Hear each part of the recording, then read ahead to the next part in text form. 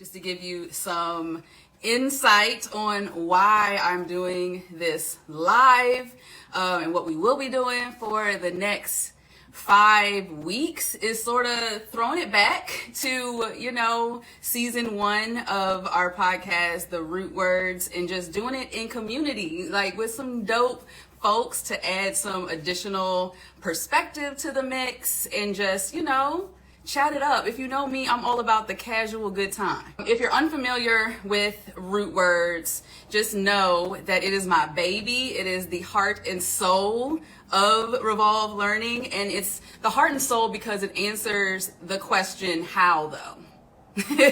How though? We do a bunch of PD, people leave, and if they leave with that question, how though, you need to have something to fill that space for them. And so, I teach about the science of relationships. And so it only made sense for me to be of service in that space between that science and get really down to the nitty gritty, get practical about, how we can just build relationships with kids in our lives. And so, if I say Revolve Learning is our tagline, is all learning revolves around relationships. All learning revolves around relationships. Students don't learn from who they don't trust. If I say that, I darn sure better be preaching it, modeling it, and providing resources that can truly help you in your way and making those connections with your students or your kids, whoever you have in your life. That is what mitigates all of the effects of the stress, which we have plenty of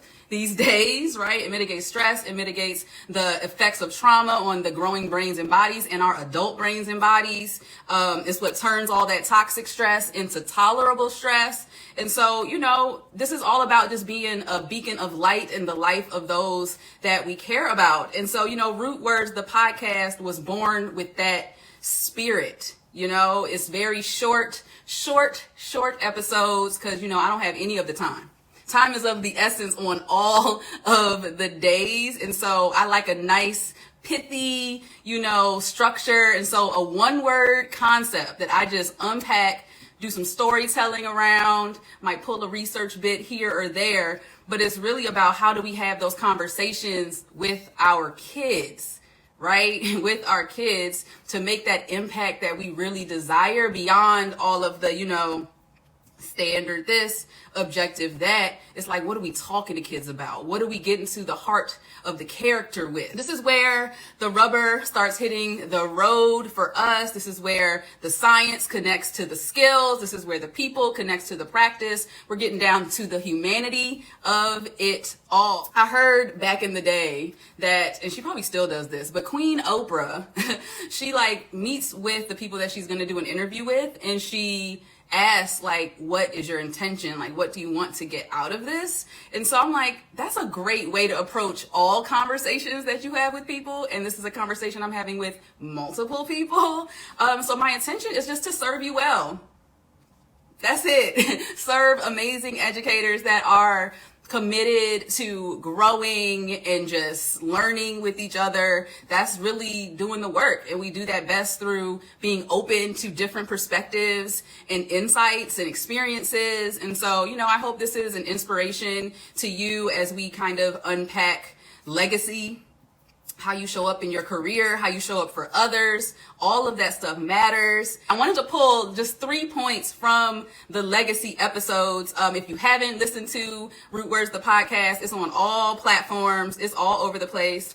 And so you can go listen in, and then you can join us on Wednesdays to hear me talk about it more with a guest. But I want to just pull 3 things out that really stood out to me from those episodes. The first thing is that kids look at whatever is possible for their lives through the prism of your life. Think about it, okay? If they actually don't bear witness through seeing, through hearing, through seeing all of the actions of you actually in full pursuit of your dreams and not just talking about it, bringing them alongside you on that journey, then they won't know what they can set that foundation upon for their own pathway, right? And for your students as well. Same thing goes for your students. You are one of the most personal examples they have. They spend so much time with you. They need to see you. They need to hear you. And both of those things need to add up. Add up and equal something that has some integrity and be really, truly honest, right? Our generation has heard a lot of like, don't do what I do, don't do what I say, right? We've heard a lot of that. And so we are just now being more vocal about it. But this generation coming up, they are advocating, okay? They are advocating. They're quick to say, make it make sense. Make it make sense, because I'm seeing one thing and I'm hearing something way different. So how am I supposed to order my steps? How am I supposed to order my steps? So we have to be so grounded and rooted, not only with what we're doing, but how vocal we are about what we're doing, so they know. So there's no doubt.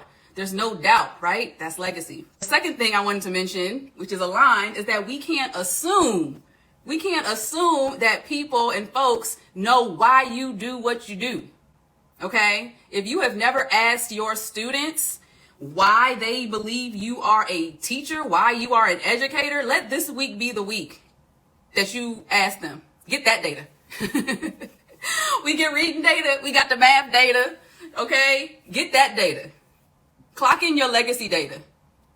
Okay? Clock that in, because it is so important. Once you have that conversation, you are about to debunk some myths. Okay? Because you know you're going to hear us about some kind of pay and about some money. You're going to debunk that myth. Okay? But what if you ask your students and they say, oh, you a teacher because you like to grade papers, or you must be a teacher because you like to control people. You like to be in charge. Is that why? Is that why you became an educator? Is that what you want your students to take away as the purpose for your life work? Negative.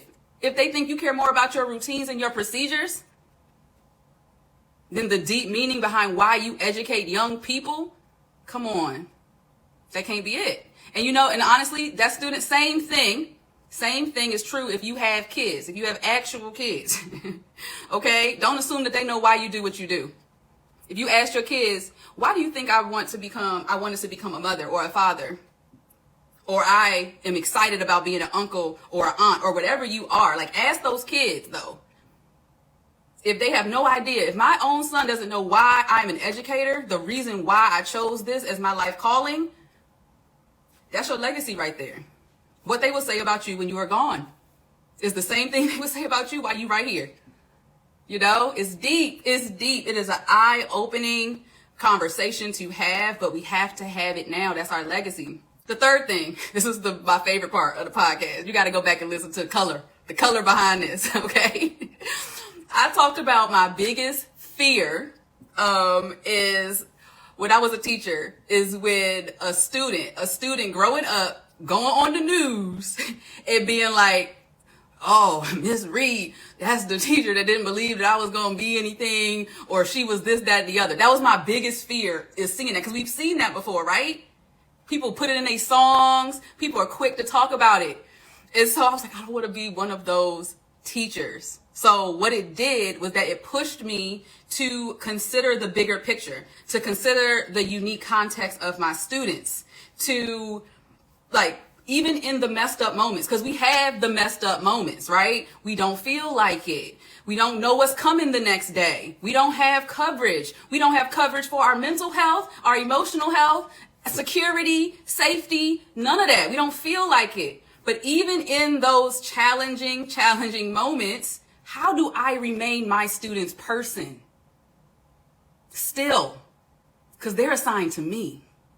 They're assigned to me. How do I still, in the midst of it all, remain their person? How do I get them to want to engage with me tomorrow? Even in this moment where they're getting on my nerves, the first one and the last one. I want this child to learn from me tomorrow. It is funny because I think about this saying that we hear, like, do this like it's no tomorrow. Like, teach like there's no tomorrow. And when I change my mindset and my perspective on this, I laugh when I hear that, because I'm like, nah, teach like there's tomorrow. Teach like there's tomorrow, because what happens today there's a whole hell of a lot riding on how this goes today with me and my students. So I can't teach like there's no tomorrow. I have to teach like there is tomorrow. And I want to make a change today that impacts then. Okay? So it's just like, it allows me to humble myself. Humble myself, you know, position myself as the adult, bring myself into a space of emotional constancy, you know, and figure out what strategies I need to implement right now to support my student and make sure I don't erode trust. Right? I don't want to erode trust, because that's the thing that connects me to this student. That makes this student want to come back to be with me again. I want my classroom to be the only place they want to be in the whole building. I don't want my kid to want to go to anybody else. That's secondary. I want to be their person. I have to be. Okay. I posted a video earlier today on my feed. And it was a student that was giving her valedictorian speech from the 8th grade. And I had this student for a few years. This whole class had a special place in my heart. Like, you know, they had to. I looped with them a couple times. And you know, they had to give what needed to be given for somebody to loop in a group more than once. But it was so special. And when I posted it and I knew I was going to come on and talk about that tonight, it was so crazy because it was the complete juxtapose to that fear I talked about on the podcast episode about a student growing up and speaking about me in a way that's unfavorable. And then here I am presented with this gift, this extremely rare gift, because teachers, we don't get to see that all the time, right? Well, in elementary, we get to kind of experience a kid a couple grades after. You might know about them a couple grades before, or God forbid, 8th grade, y'all get them and then they gone right away. You don't see nothing. But I was given this incredible gift. And when you talk about ugly cry, I was just in shambles. I was so honored that she, years later, thought about me in that moment and her experience in my classroom. If you haven't had a chance to look at it. I spliced in some moments when she was a little bit in my classroom into her speech. So it was really special, really special. But I say all that to say, they're watching, they're listening, they're learning, they're absorbing literally everything. And we shall leave nothing to chance. We shall leave nothing to chance. Okay? We have to pour into them. We have to uplift them. We have to shift the narrative when the narratives that are surrounding them are not representative of who they are and who they want to be known as, which requires you to have a conversation with them to learn about what they want to be known as. Relationships, right? But that's our jobs. Like, that is our jobs. I always say this in my sessions, like, it's not your job. Well, okay, it's a little bit your job to teach them all of the skills and the objectives and everything while they're in your classroom. Teach them while they're in your classroom. But really your job is to teach them and prepare them to leave your classroom. That's the real work. I didn't teach nothing that I could not make a connection to their future outside community world. If I struggled to do that, then I had to find a new angle. To teach. I couldn't do it. I just couldn't do it because my students got in the habit of asking for it. Make it make sense. When am I going to use this? Embed it. Make it a part of your lesson that they expect you to make that connection. Do it so often that they expect you to make that connection. You know? Like, that's the real measure of a true educator right there. You embed it in. It's not an extra thing to do. It's not extra stressful because, like, oh, I have to make a connection to the real world. Yeah, that's the first thing you should do.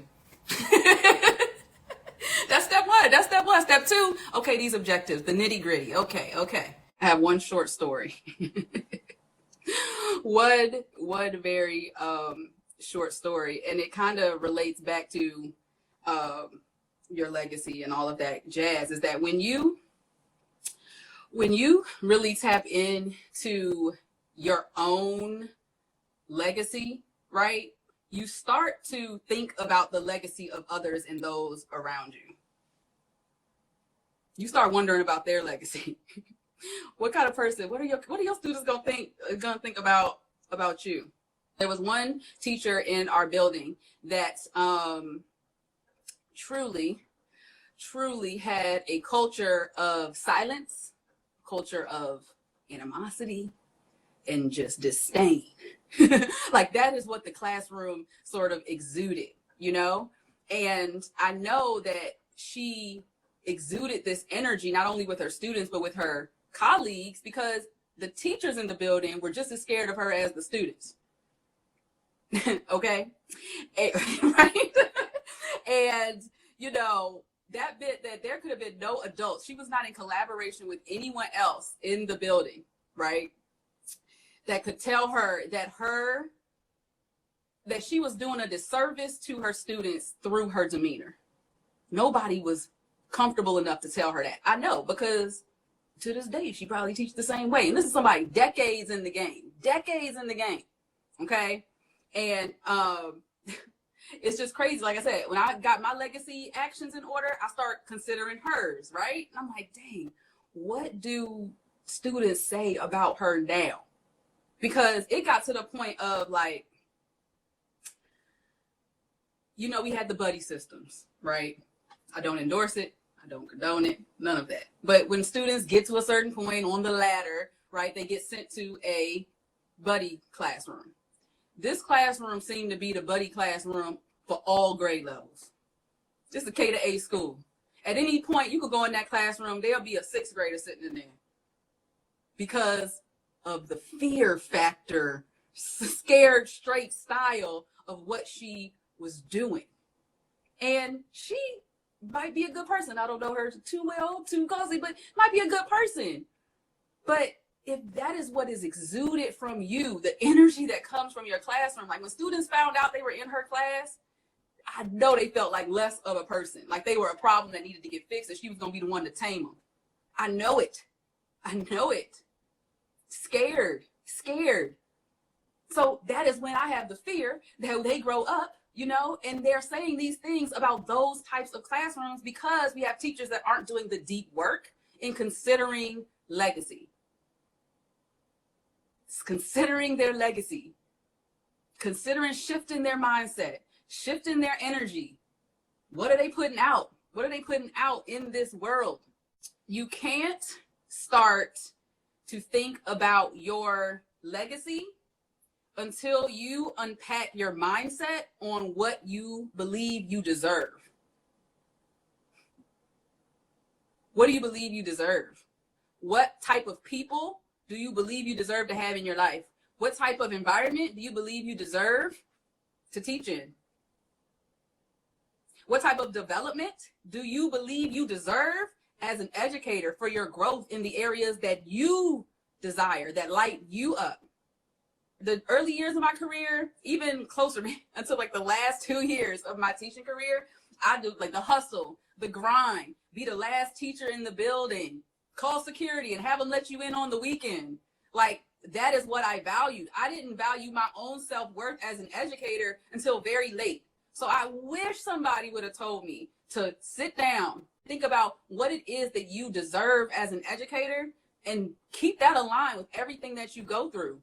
Everything that you ask for, everything that you advocate for, you have to do the work to know what you deserve before you consider the legacy that you're going to leave. Once you make that adjustment, then you won't absorb people and energy in your buildings that don't align with what you deserve. So early in my career, I was learning from that teacher that I just spoke of because the value was keeping kids in check. The value was keeping kids in check. And so she seemed to have the kids in check. So as a new teacher, I'm like, well, I guess I have to do more of that. Little did I know, when I prioritize joy, when I prioritize students advocating for themselves and student voice being a high priority in my classroom, that's when magic happened. They didn't have to be silent. I didn't want silence. Silence meant learning's not happening in my classroom.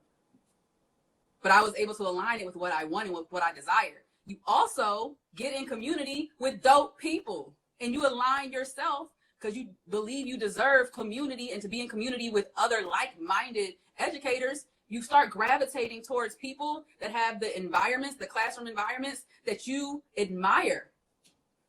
You desire to have that. So then you become a collaborator. The best educators are the ones that prioritize collaboration. We don't teach in silo. We don't learn in silo. We don't.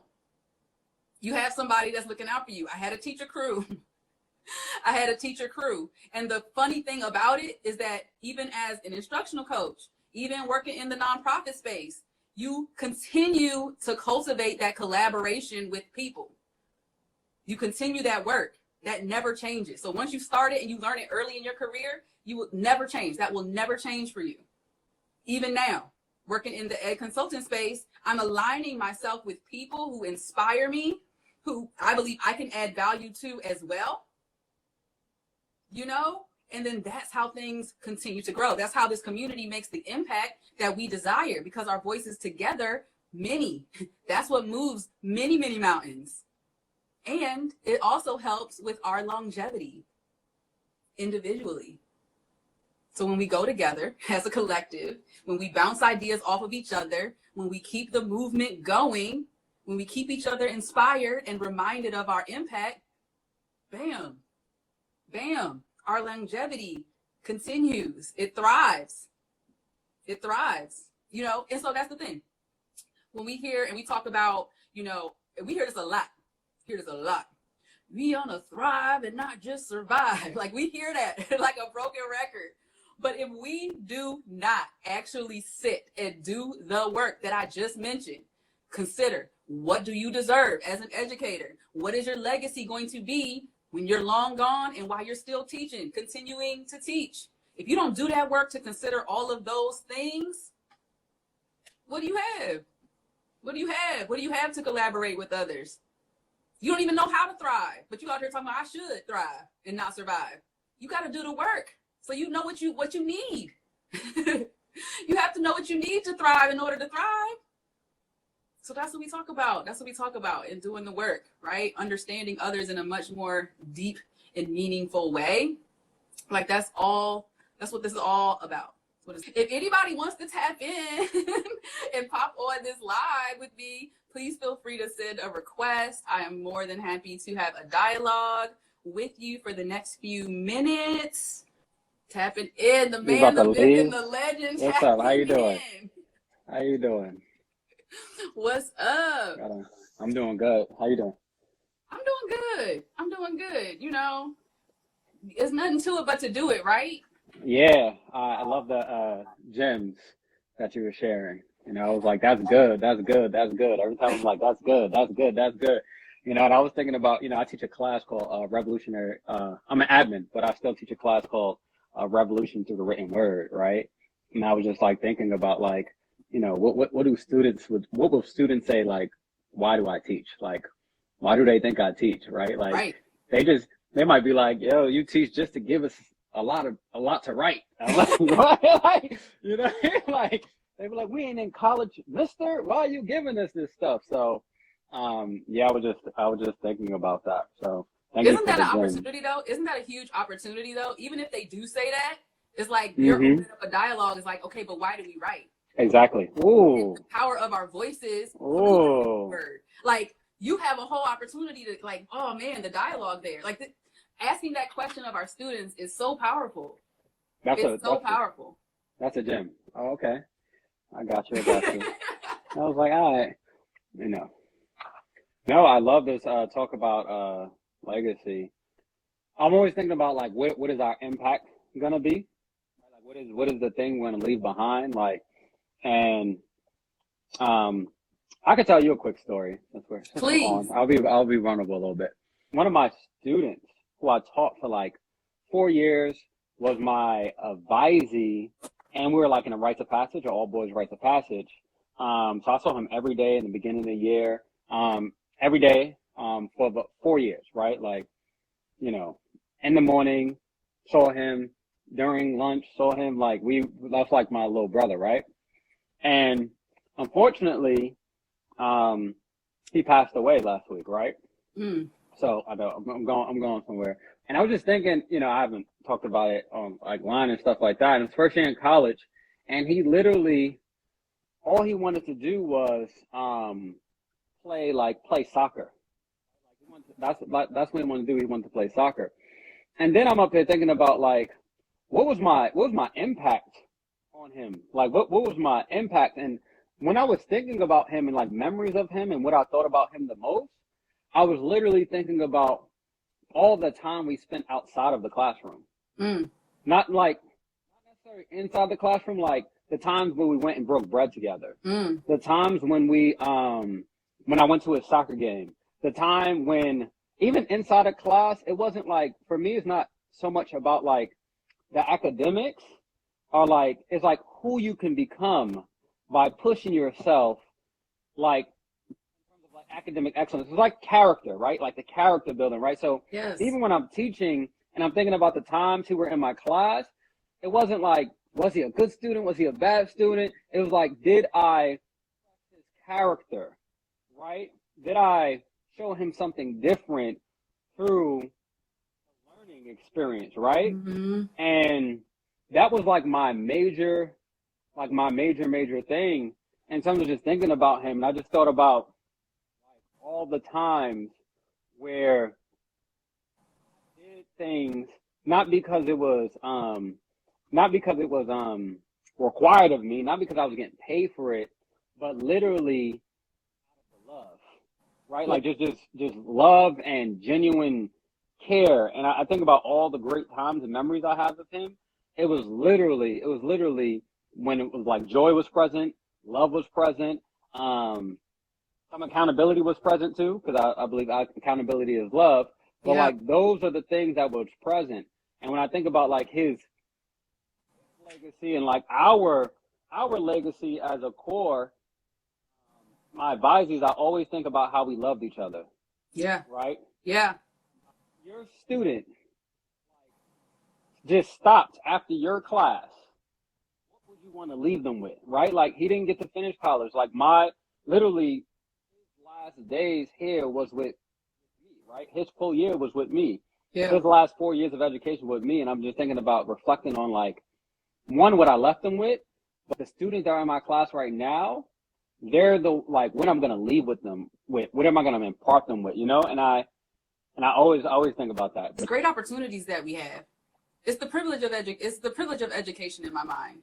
You know, it's and it, directly with what your experience is. Thank you for sharing that and being vulnerable with that. You tapped into a source of joy for that student, and you allowed that to flow freely, and that is a part of it. Even beyond when he is no longer with us, is that he had a teacher who learned about something that was beyond the classroom. Yep. That was true to them. That was that are sources of joy. So how do we find these sources of joy, allow them to flow freely when we're in the classroom, when we're teaching content? That's it. You know what I mean? That's what we say, like students have to be the content before you teach the content. That's when they make the connections, and then they think about you when they leave. It's just like, man, beyond all the math, beyond all the reading, they saw me though. They saw me though. They saw me. That's it. And the one thing he pretty much said, like he wrote in his paper, he was like, no matter what, I always had his back. Whether he needed whether it was academically, whether he needed to talk, when he was hungry, like I always had his back. Like, and that's what he remembered, right? That I always had his back. So it's like, literally like, how would you stay in their corner? Right? Like how, come on. Like that's really it. Like if you stay in a kid's corner through and through, no matter how it turned out, it's like, there's not one kid, whether they failed my class, no matter what happened in my class, they knew at the end of the day that I loved them. Yes. That's it. They knew that, right? Yes. And they knew that no matter what, I was going to go to bat for them. Yes. Regardless Rakim, of the fact. Rakim, you know what? You know what we are? This is what we are.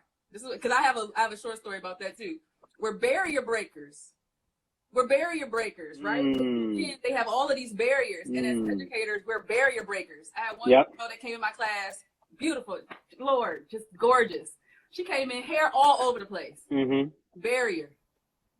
She couldn't learn a single thing from me. She no longer felt like she belonged in the community because she couldn't be her full self in that moment because of her appearance. And for an educator to be attuned and responsive to that, to notice that that girl's edges not being laid was a barrier for her learning that day. Yep. For how she engaged with her peers. Girl, come here. I got this edge control in my drawer. Snatch her up with a quick do real quick. Come on. On. That's the stuff that they remember. She was able to learn math that day because her barrier got broken. That's it.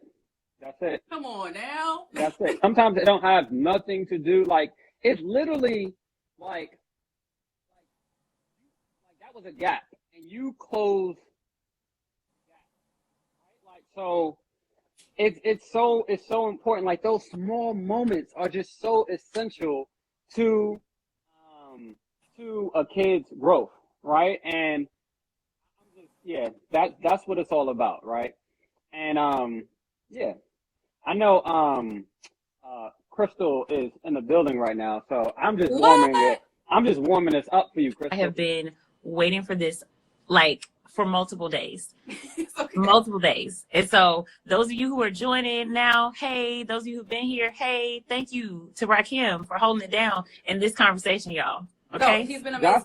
Rakim, we need to hear that quote though before we transition. Yeah, go ahead. I got you. I gotta hear it for my spirit. This is by George Bernard Shaw. He said, "I'm of the opinion that my life belongs to the community, and as long as I live, it is my privilege to do for it whatever I can. I want to be thoroughly used up when I die. For the harder I work, the more I live. Life is no brief candle to me. It is a sort of splendid torch, which I have got hold of for a moment, and I want to make it burn as brightly as possible before handing it on to future generations." That's good. And that's legacy, right? It is legacy. Lord. Yeah. It's definitely legacy. You know, I had reached out to Rakim, and I was talking about, because my grandmother had passed a couple weeks ago. And I was like, man, I'm just like, yep. I was just in it. That's right. But like super inspired to like pull the trigger on just everything. Like, let everything rip. Like, it's real. You know, and that was just like, and he sent me that quote then. It was just like, man, it just speaks to the spirit of the work that we do. Yeah. Like, you know, when my time comes, I'm trying to be empty. Yeah. You know, I want to be empty. Go up to my maker like, you know, a twin to the person he designed me to be. A twin. That's good. Like, this is it. Yep. So I was like, oh no, never gonna lie. Let's just do it. I know, and you're doing a beautiful job. Amazing job. Love y'all. I'll see y'all later. I'm gonna go back to the audience. I'm just so happy to be in this space with you, for real. I think this this initiative in general is going to be very fruitful and life-changing for people because of what you're choosing to talk about. You know, it's hard work and it's powerful, you know, and that's, we're talking about legacy, but like what you're doing in creating this opportunity and these conversations is a part of your legacy. And that's the whole reason behind it, right? Yeah. I got to a point, I was like, man, you know, my son, he getting older. Like, it only matters what people actually say. And as of right now, I have a crazy amount of influence in what people believe about me and say about me. Yeah. So I have that question at the forefront of my mind every day. Yeah. If That's I were good. on today, what would my son say about me based on our last interaction, based on this interaction? That's good. That's good. I haven't had that conversation yet. Yeah. No, that's good. You know, girl, let's jump in. Say something about you. If in the Urban Dictionary, okay, you are the definition of she did that. Okay, you in there. That's you in there with a picture of Krystal. Okay. Yes, truly. And so I started out the live talking about something that I mentioned in the podcast about, you know, people being a prism that we see, you know, the possibilities through. Yeah. And so I was like, that's true for adults. And it's definitely, I told people, it's true for you as well. Because when I first got into this space, I'm like, and seeing everything that you've done over the past few years, it's just like, oh, that's what Ed Consultant do. Oh, that's what it does. That means a lot to hear. That means a lot.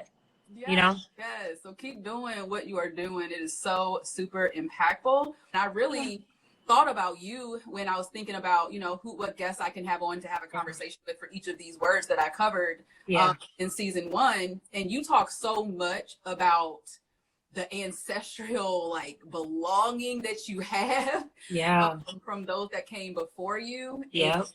I couldn't think of anyone else. Thank you. That means a lot. Make that link for us, you know, in terms of like the work that you do and the vision that you have for it all. So just, you know, tell people about you and what you have on and like what you think about the legacy. I love it. Girl, every time you move your head, I'm like, come on, curls. Y'all see them curls moving? They flowing, baby. They flowing. I will say, for those of you that I have not had the pleasure of meeting yet, I am Krystal.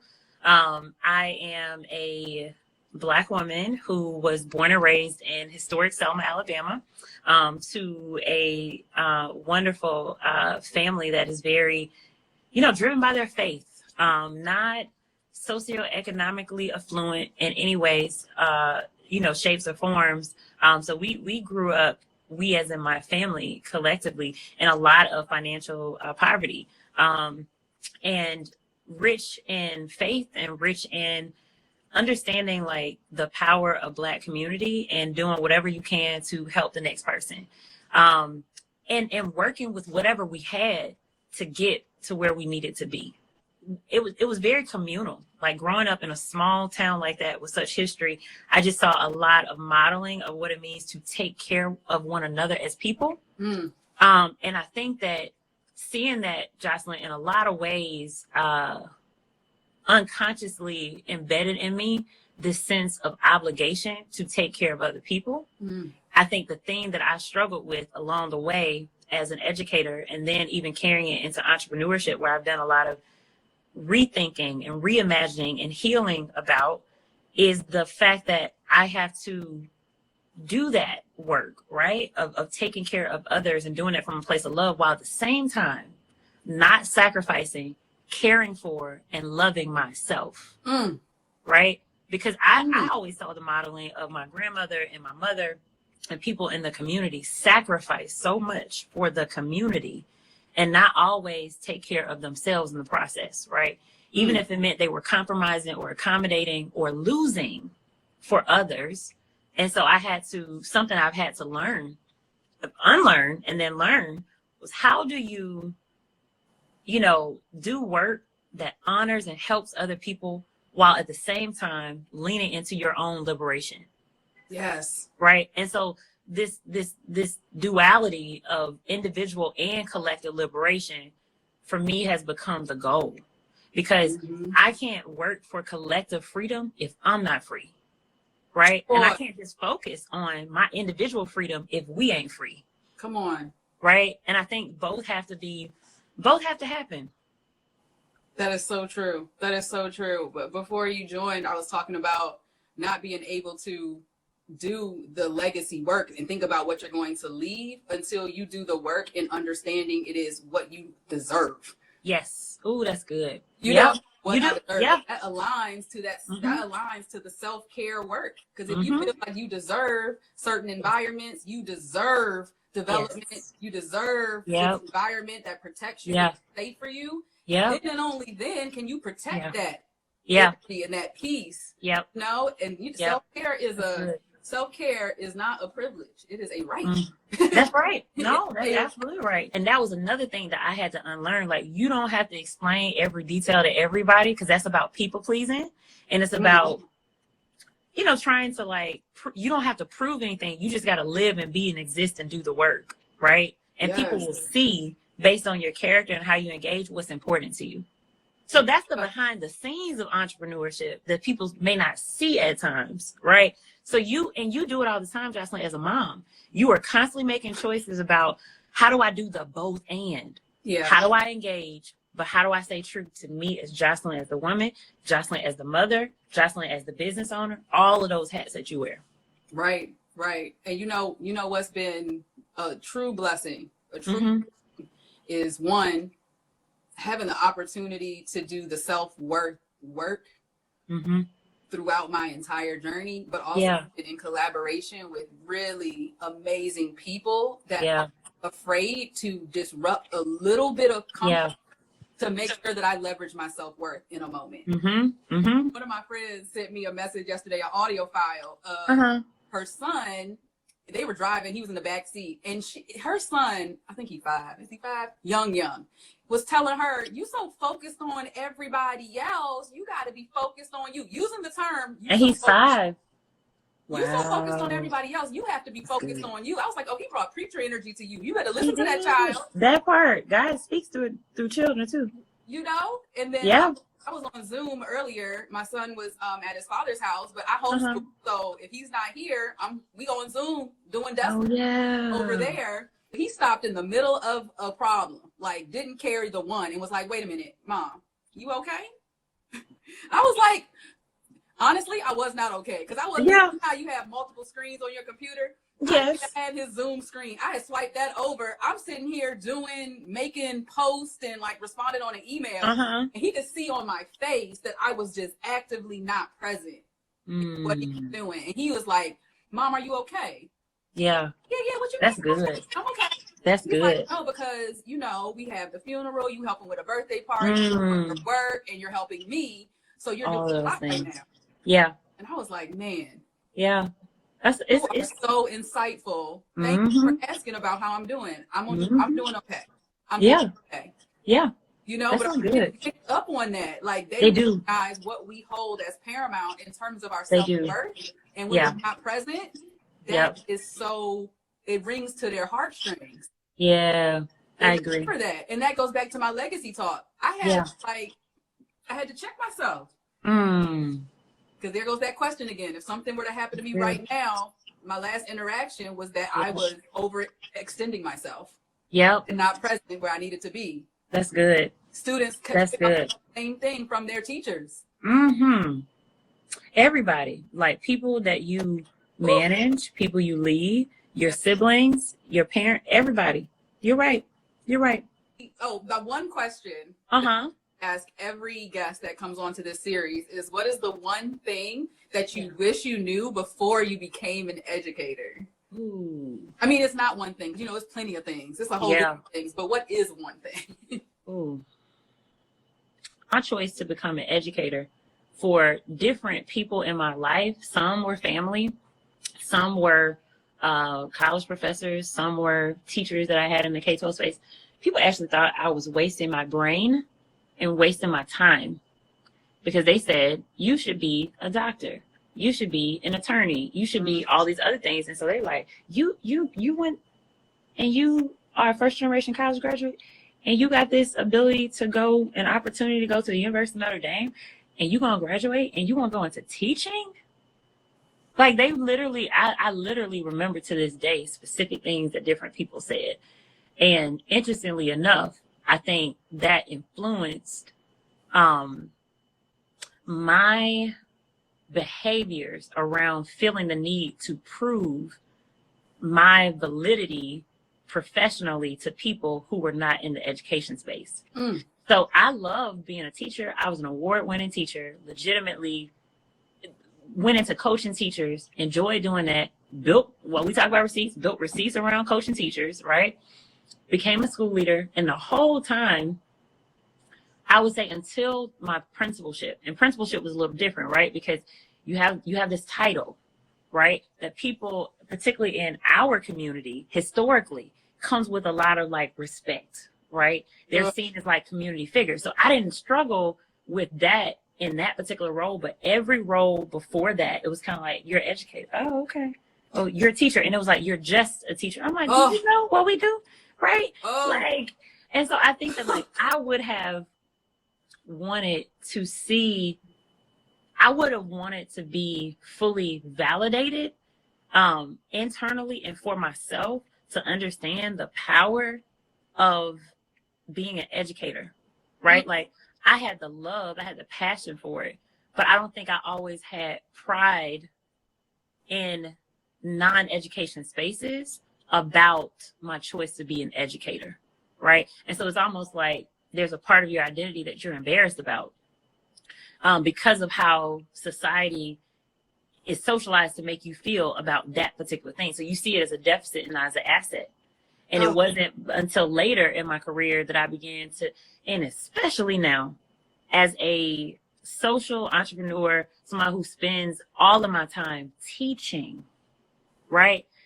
Nothing else, Joscelyn, would have prepared me well for entrepreneurship outside of being an educator. Like the things that people are just like, this session, you know, this whatever.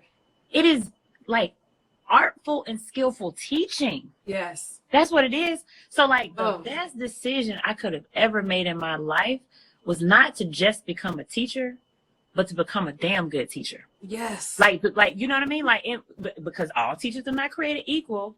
And this is a real space, so we can say that, right? Yeah. Like all teachers are not created equal.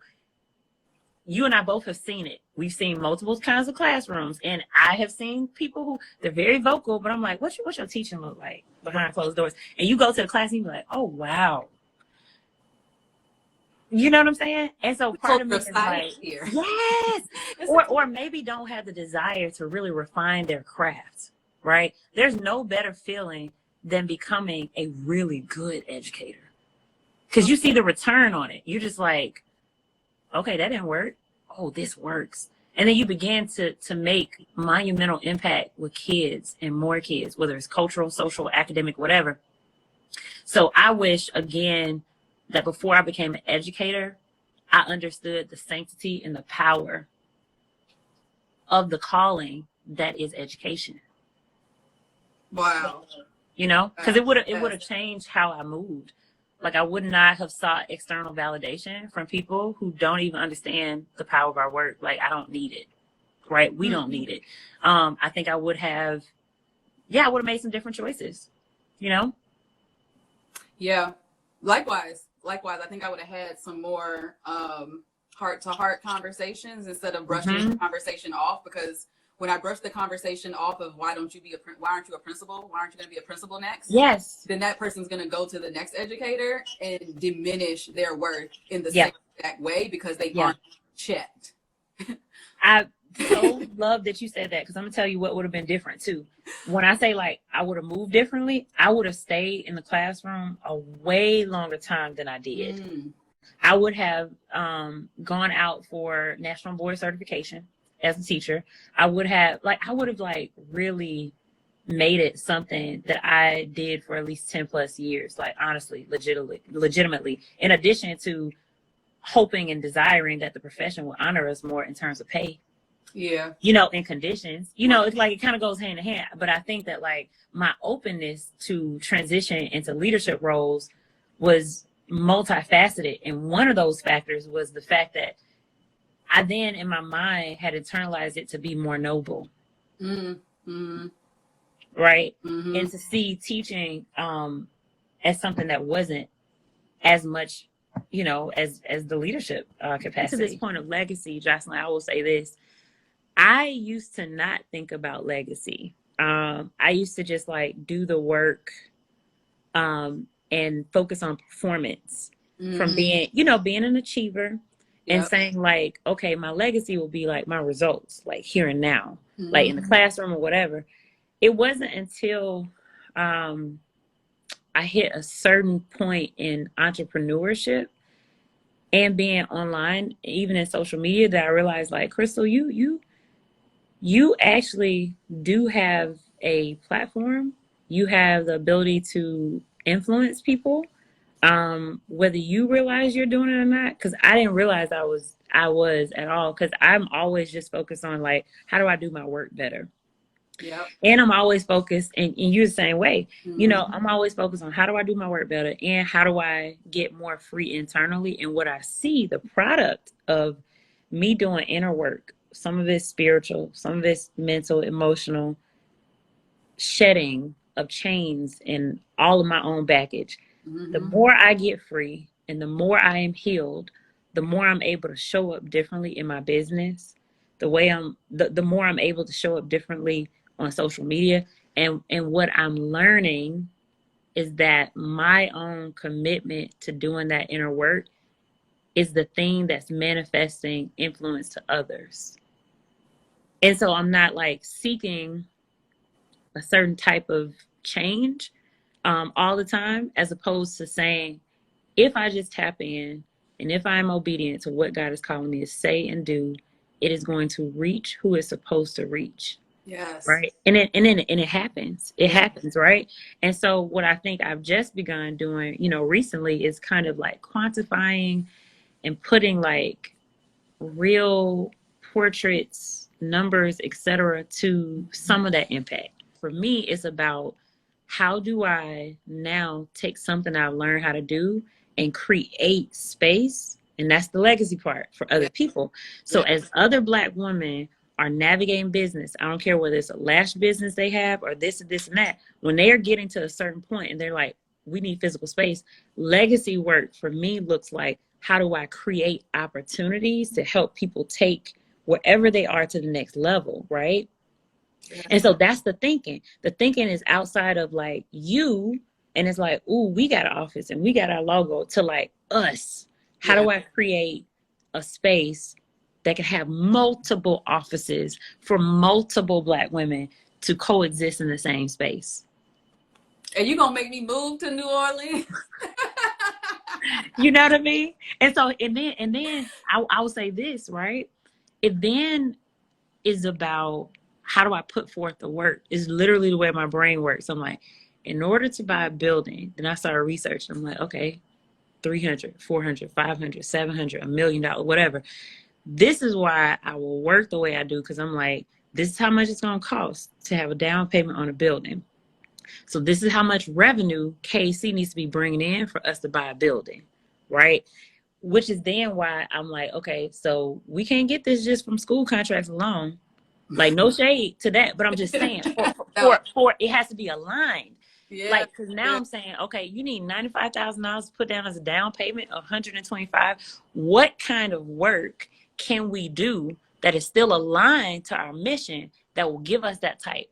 And that's what opened me up to government contracting, right? As just an example. It's not about the numerical point, it's about the alignment. Because this is the work we all have to do to say, whatever that vision of legacy is, then how are you aligning your actions to actualize and manifest that thing?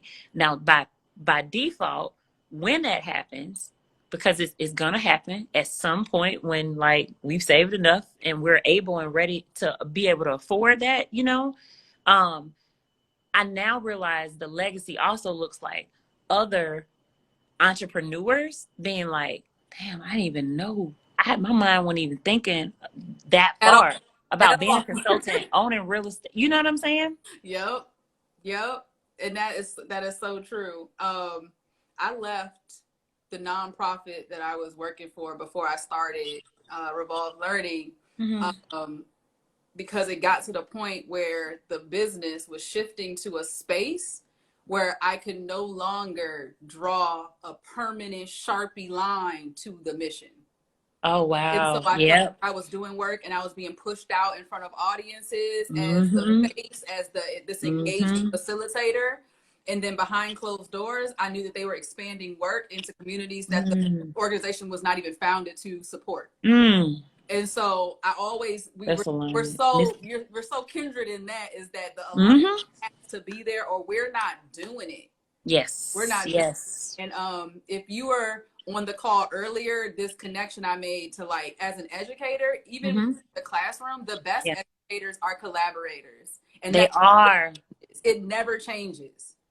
It never changes. Who you align yourself with after you do the work for what you deserve, like that is it. And I was like, even now, I'm aligning myself with people who are aligned to similar values, aligned to similar missions, and then together we put in this work. That's that part. I mean, like, I feel aligned to you in that part, and I do think that alignment matters because we can't do this work alone. Working solo can get you so far. That's what I'll say. Exactly. But when you're talking about like monumental impact or greater impact or expanding your impact or leaving a legacy, that's, you got to do that with people. Yeah. And it can't just die on your phone, on your laptop, in your notes section. Like, it can't. We got to get it out there. And if you need other people to help push you forward and propel you out into the world and get your mission out there, then that's where the community is there. That's You gotta good. put yourself out here to this community in order for them to see that you're aligned to them. That's right. That's so right. I'll say this, my sister, and kind of leave this as like some enduring questions for people that are watching. I think one question is, you know, as we think about like wellness, right? And also just freedom and liberation as a multifaceted thing. Like almost think about like the sphere of wellness, which is like spiritual wellness, financial, social, friendships, like all these different things. I invite us to consider, you know, what legacy am I building in the varied areas of my life? Not just what is my professional legacy. Yes. Right? Yeah. Like, what is your legacy in a holistic way? You know, it's like one thing. And I don't think like this is not something we have to have an answer to like tonight. You know, I think it's something that like sometimes it takes time to sit with, because sometimes you don't know what you want. Yeah. Like you really don't know what you want. And it may take like months for you to be like, you know what?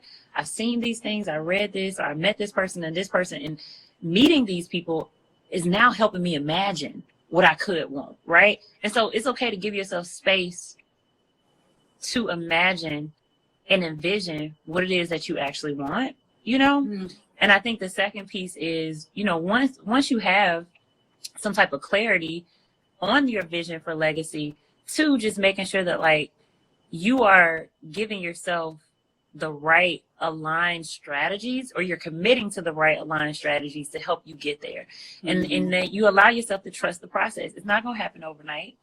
You know, like it really is going to happen over time, you know, and, but you got to be clear. We can't say that like, I want good health and I'm just going to manifest it. You know, I don't care how many people you follow on Instagram that are fitness gurus. You ain't going to be in good health unless like what you eat, like your eating habits got to change. Right. You got to get moving, you know, there are things you got to do.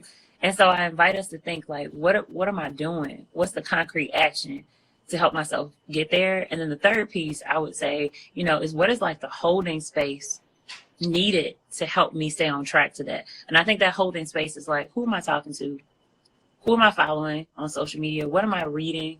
You know, what am I plugged in? For those of you who are people of faith, like what faith or church community am I plugged into? I think it's a lot of things. Like, where am I working? Like, even though we're in this co-working space, I don't want to be in just any co-working space. Right. I want to be in a space where I feel like love and good energy and a good vibe, you know, but like, are you submitting yourself to the right conditions to be watered, to grow, and to stay on track to legacy building?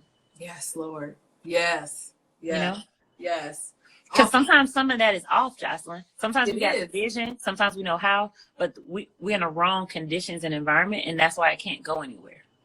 Exactly. Earlier, I was talking about this whole, we want to thrive and not survive. It's like we hear that so often. Yeah. Honestly, actually sit down, have several seats, and think about what does thrive look like. And you can focus on all of those pillars. Yep. So like what it would take for you to actually feel like you're thriving in your career, in your family, in your relationships, in your relationship with God, if that's what you do. Like what's your heart's posture? Yeah. No, that's so good. That's so good. And here's, I will say this. I think I speak on behalf of Joscelyn saying this too, you know, but like we're sharing this not because we have figured all these things out and we do these things perfectly. Like, you know, it's because there's some of these things that we've figured out and we're navigating, but there are other things we still have to figure out. So listen, you are such a joy. You are a movement in and of yourself. You know, I appreciate you. One thing, and I'll leave you with these two things. Okay. So this is just for you. You model that the strength of the nucleus and the core is what truly impacts the collective movement. Like whenever you speak, you get down to the core and people lean in because you authentically do it. And you speak from such a place of just what you held as your core value. That's that authenticity that just comes through. You don't have to fake it. The quote that is on this shirt says, those that don't got it can't show it. Those that got it can't hide it. And my sister, you can't hide it if you wanted to. Okay, you could not hide it even if you wanted to. I appreciate you so much for tapping in. Everyone who joined the live as the people that's been here this whole time. I know, and I have no idea. I don't know what y'all saying in the comments. I wish I could see it, but I love y'all. And I appreciate Joscelyn. Y'all, Joscelyn's amazing. If you tapped in from my page somehow and you weren't following her, you need to be following her because she is an amazing sister, for real. Thank you so much. Thank you so much. Yeah. All right, folks. So, like, if you weren't here before, I'll be back next week. Again, I'll be with Jody Mercedes talking about generosity. She is. I love her. She's another one. See, she can't hide it if she wanted to either. Yes, that girl she's amazing. It's gonna be great, and I'll be on her platform on Sunday doing live brunch Sundays at 3. Good. So we're doing all the lives. We're just living it up. We're just doing it. You know, I'm gonna give me a live, girl. This is a great time. You know, it is a great time. And you have a wonderful rest of the night with your kiddo. And I'm gonna do the same, girl, and go heat up some leftovers. Oh yeah, get some rest. I will. Bye.